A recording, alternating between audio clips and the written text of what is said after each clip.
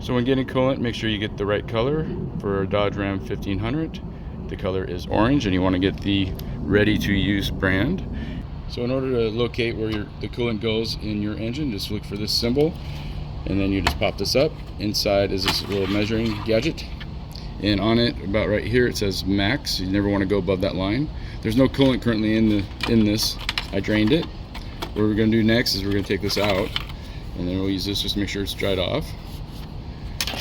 Put that to the side, grab the funnel, put that in there, grab the orange coolant for Dodge Ram 1500. It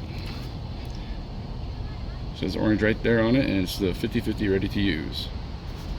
I'm just going to take the cap off and fill it until I think it's probably to the max, and then I'm just going to check it a couple times until we get it all the way filled. I'm going to stop about right there. I'm going to measure it now, and then I'm going to put more in there, and I'm going to measure it again, and then once you get to that max, that's when you stop, and then you'll just take this out, put this back in, and close the lid.